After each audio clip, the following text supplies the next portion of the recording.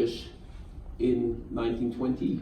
Look how that has developed. So here you see a little bit now and then images.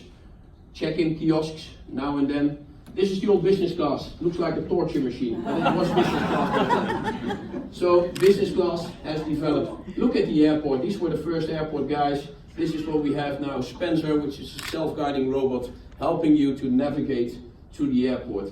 So the whole idea is that we continue to invest and we continue to sort of make sure that modern technology is linked to the development of KLM in the distribution, at the airports, on the ground, and basically the Schiphol infrastructure as well.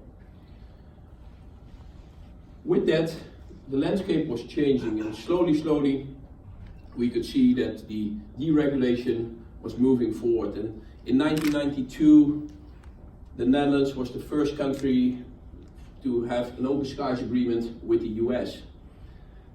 I guess it was of interest for both sides. We're just a small country, so it wouldn't be too dangerous to conclude an open skies. And for us, we had access to the huge market in the US.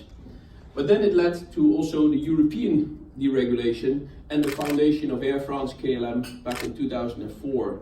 And again there, we're sort of the front runner of European consolidation, and the fact that we had an open skies with the US, that the European consolidation was about to start, has inspired the leaders back then, Jean-Cyril Spinetta and Leo van Wijk, to build the first European airline group, being Air France KLM, and from that moving forward to where we are today.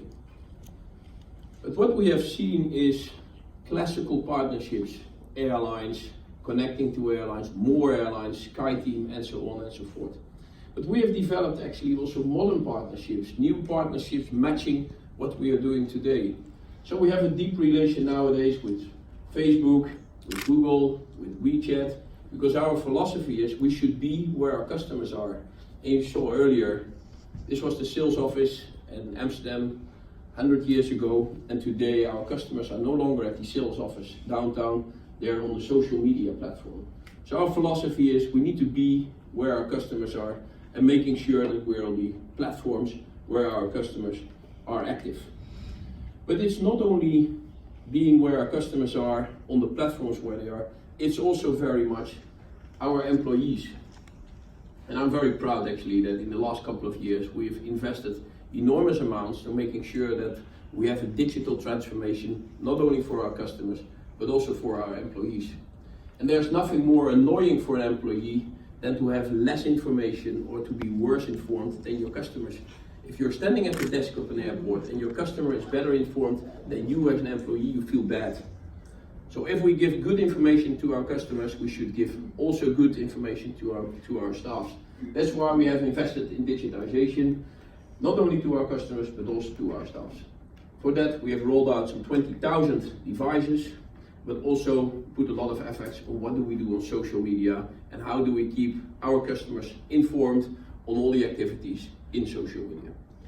So we have gone through an enormous change throughout all these years. So taking you a little bit back, technology created to help big aircraft. Big aircraft needed to be connected to partners. With partners, we got more passengers, and with passengers, we needed to have different ways of interacting, helping us with social media.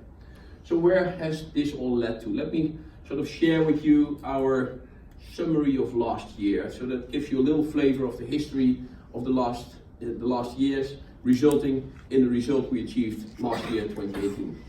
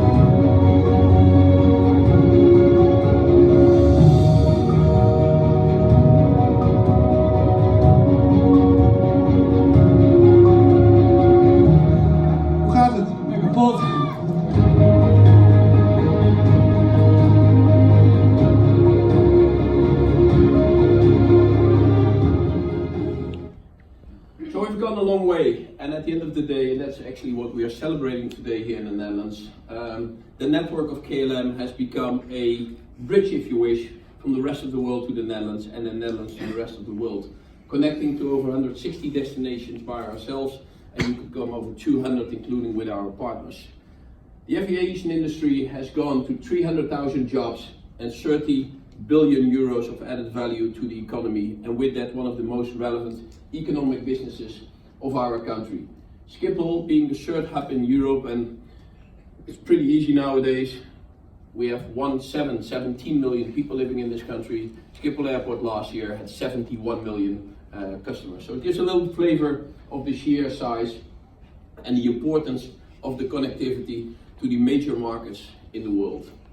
Long haul, the US is still the most important market, followed by China, Canada, Brazil, but that's still the sequence for us and our network clearly with Delta and the transatlantic joint venture with Air France, KLM, Delta, Virgin soon to be added to that, and is really helping us to move forward that hub and have that international comparison and international connectivity. And the fact that we recently announced to start flying into Austin, Texas, just gives the enormous importance of the market. Without the support of Delta, we would never be able to run a network like that.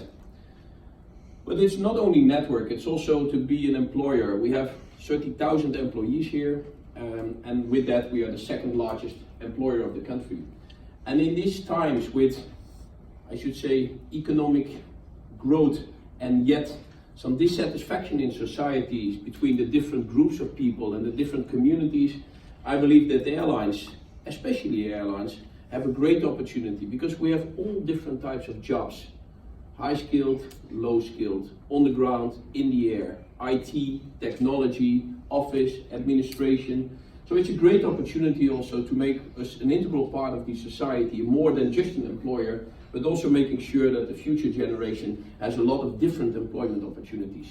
We work with dozens and dozens of schools here in order to have young talent coming in, and later on will you be at the hangar where there's the KLM experience, you'll get a little flavor of some of the innovations we're doing with schools and universities in order to move forward.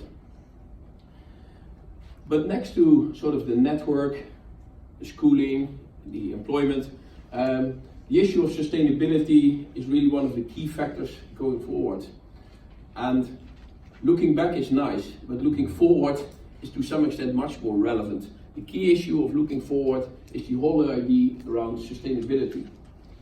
And it's not only in Europe. Some people say it's a European issue. No, it's not a European issue. I think it's a very global issue, and it's a very issue relevant in many countries. And our philosophy here is nobody wins in a world that loses. So we should continue to put our efforts and our emphasis here on sustainability. And with that, we have sort of introduced different time horizons of things we can and we should do to get that day after tomorrow.